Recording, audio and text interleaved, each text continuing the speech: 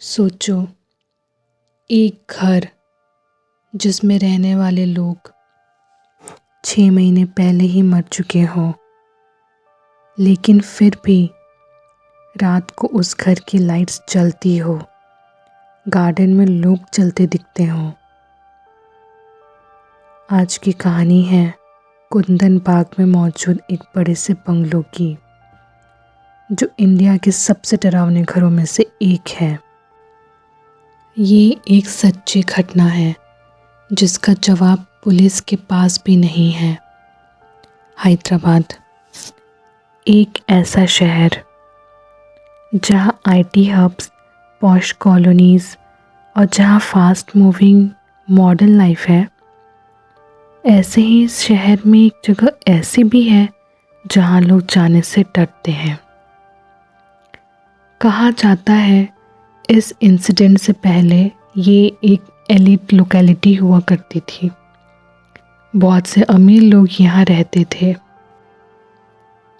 लेकिन इन सब के बीच एक बंगलो ऐसा था जिसकी दीवारें ऊंची, पुराना गेट और अजीब सी खामोशी थी। ये घटना साल 2002 की है। कहानी शुरू होती है एक चोर से जिसका नाम मोहम्मद साजिद था। उसकी नज़र इस घर पर बहुत दिनों से थी। उसने सोचा इतना बड़ा बंगलो है, अंदर पैसा और बहुत सारा कीमती चीज़ें तो ज़रूर होगा। करीब एक हफ्ते तक साजिद ने उस घर पर नज़र रखी। लाइट्स ऑन ऑफ होती थी, गार्डन में लोग घूमते हुए दिखते थे, सब कुछ नॉर्मल लगता था। फिर एक रात उसने सोचा वो चोरी करेगा। वो एक चाकू और बैग लेकर पीछे की खिड़की से अंदर घुस गया। पहले तो उसने ग्राउंड फ्लोर में ढूंढा, पर उसे वहाँ कुछ नहीं मिला। उसने सोचा शायद सब कुछ बेडरूम में होगा, तो वो बेडरूम की ओर जाने लगा। जब वो बेडरूम के पास पहुंचा, तभी उसे एक बहुत गंदी बदबू आई, जैसे कुछ सड़ रहा हो। साजिद ने धीरे से बेडरूम का दरवाज़ा खोला और उसने जो देखा, उसकी मानो रूह निकल गई। बिस्तर पर 3 लाशें पड़ी थी। लाश का गलना शुरू भी हो चुका था।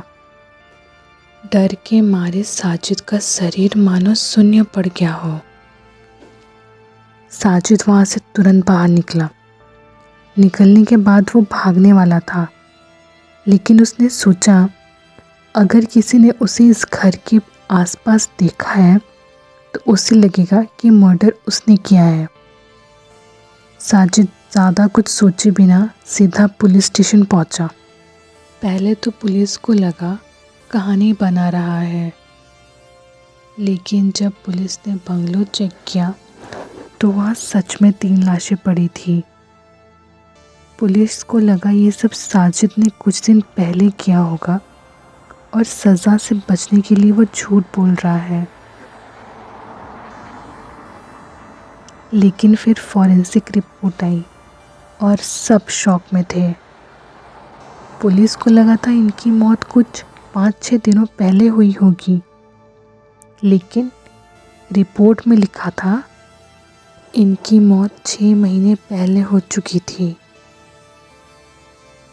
और मौत जहर पीने से हुई थी। बेडरूम से फिनाइल की बोतल मिली, दीवारों पे खून के धब्बे मिले और सबसे इम्पॉर्टेंट, बहुत सारा तंत्र मंत्र का सामान मिला। छत पर खून के कुछ निशान भी बने मिले।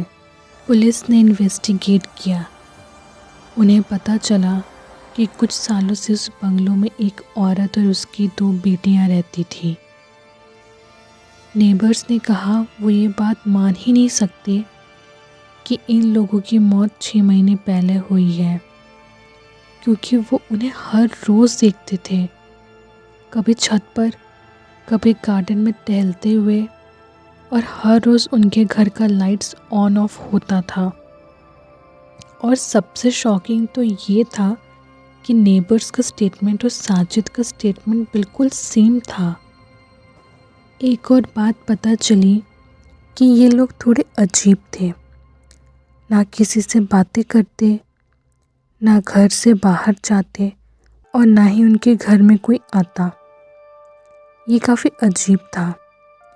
कभी कभी तो वो औरत अजीब सा घूरने लगती थी और उसके बच्चों के हाथों से खून भी बह रहा होता था। वो औरत मेंटली काफ़ी डिस्टर्ब रहती थी। ये सब सुनने के बाद पुलिस काफ़ी कंफ्यूज थी। पुलिस ने ये केस क्लोज कर दिया ये बोल के कि इन लोगों को मेंटल प्रॉब्लम थी, जिसकी वजह से इन लोगों ने खुदकुशी कर ली। इन्वेस्टिगेशन में ये भी पता चला था कि इस बंगलो का ऑनर का डेथ काफ़ी पहले हो चुका था। उनके डेथ के बाद ये प्रॉपर्टी उनके बेटे का हो गया। उनका बेटा अमेरिका में रहता है और उसे इंडिया आने का कुछ खास इच्छा नहीं था, तो उसने सोचा इस बंगलो को रेंट पे दे देना ही ठीक रहेगा। लेकिन हैरानी की बात तो ये थी कि जो भी लोग वहाँ रहने आते, कोई भी 8-10 दिन से ज़्यादा रह ही नहीं पाता। किसी को नहीं पता इस घर का सच। आपको क्या लगता है, क्या वो घर आज भी खाली है या अभी भी वहाँ कोई रहता है? अगर आपको ऐसे ही हॉरर स्टोरी सुनना अच्छा लगता है तो सब्सक्राइब करना मत भूलिएगा।